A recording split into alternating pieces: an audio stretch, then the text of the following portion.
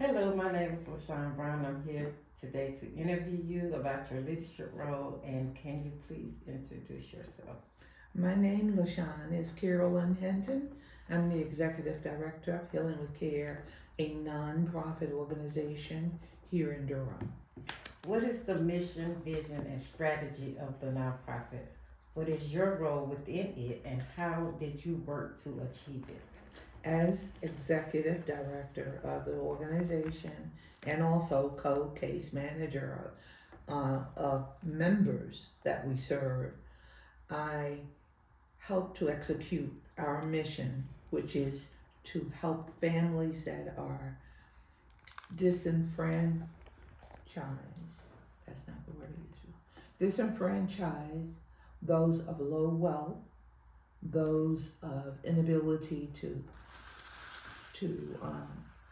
get services for medical needs and physical, social needs as well. How long have you been in that position, and what is your primary responsibilities? For this particular position as executive director, I've been in this role since 2016, when my younger sister Sharon Elliott Bynum died. As a result of her passing away, I had dual roles. One as a case manager because I could not relinquish that responsibility, and also as program manager for the agency, for the various programs that we sponsor here to help our clients. How did your contribute to fulfilling the organization's mission or addressing the needs of the community it serves? Well, as a case manager, I was able to directly impact the lives of clients that came through the system who needed linkages to medical care, social services need to get basic entitlement benefits and other things of that nature. My role over the past 9 years, it's about 9 years now, has been to oversee as well as to integrate those initiatives. What has been your greatest career achievement in this role? Please provide details, including like the time periods, the people that was involved, community members, staff, or volunteers, the services or programs that was delivered. As a nonprofit, Healing with CARE impacts the lives of people providing basic services like housing, linkages to food through food pantries, also linkages to medical providers to help stabilize their lives, as well as integration through social service systems to give them the funds and resources that they need to live. So my impact personally was to work with hundreds of people and to bring them from people who had really bad circumstances, no housing, no food, no money, and then diagnosed with chronic illnesses. Bring them to the point where they were able to go out into community and contribute positively to the community. So we have helped the community by housing people adequately and providing the basic needs that these people have and forming advocacy for them. What is the principle or strategies of your nonprofit? Did you use that to lead you to this outcome? What did that lead you to this outcome?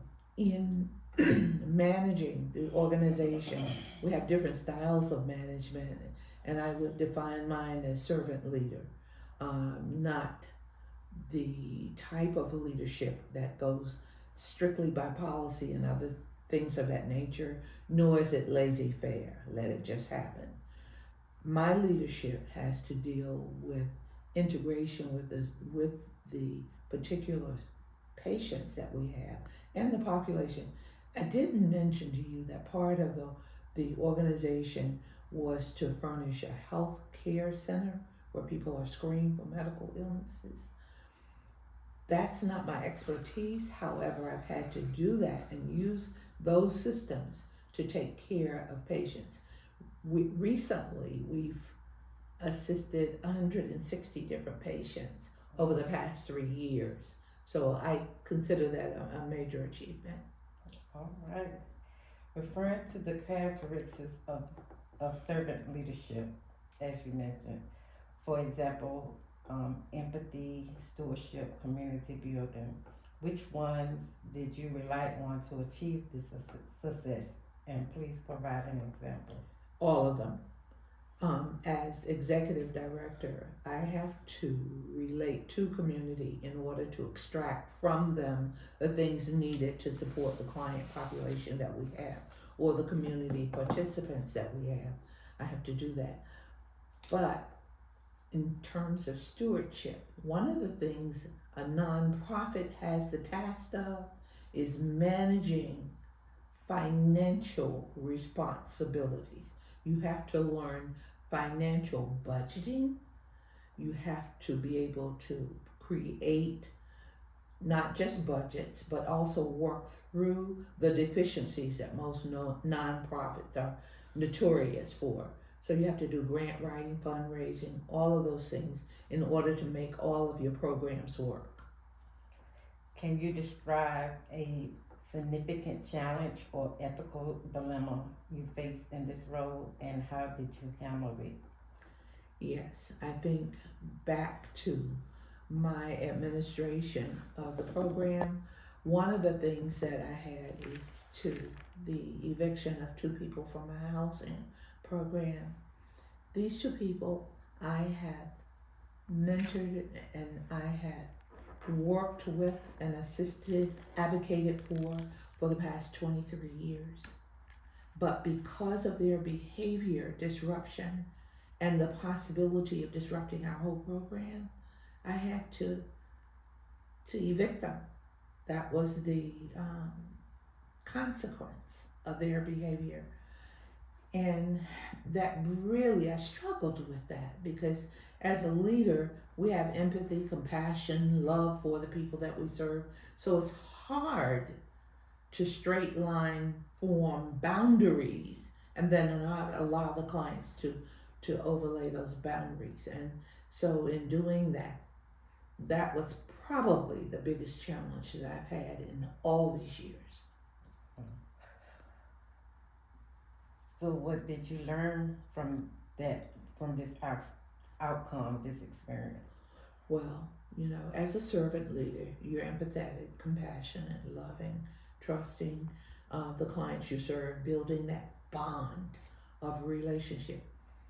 But as a social worker, you have to establish boundaries that you do not allow clients to go over because it hurts the client ultimately, but it also hurts you and the organization you're serving.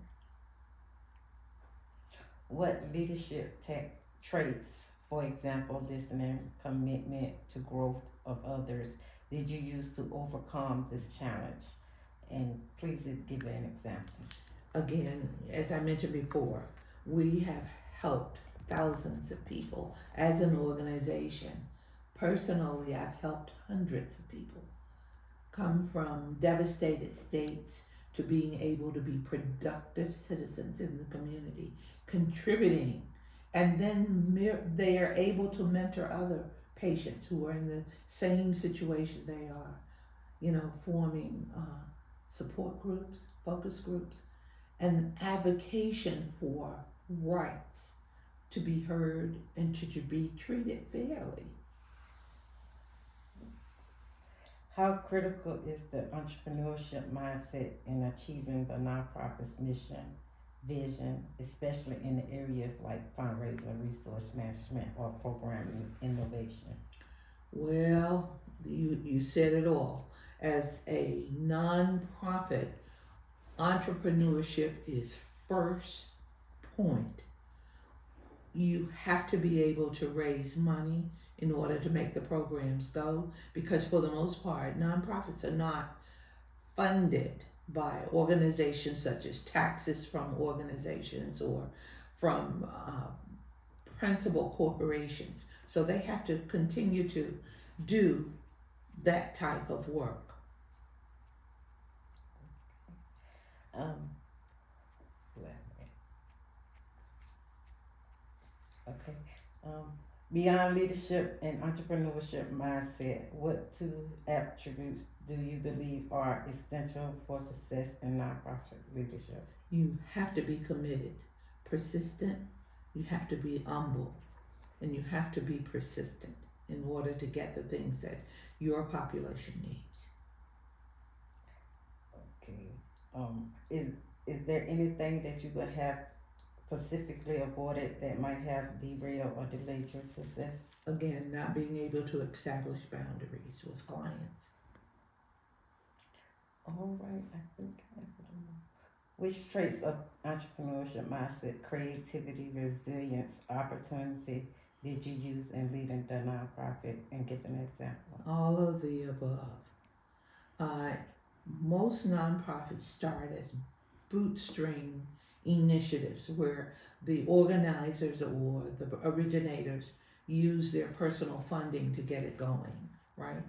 But you have to use certain traits in order to be able to go out into community to get their buy-in to help support the programs that you establish.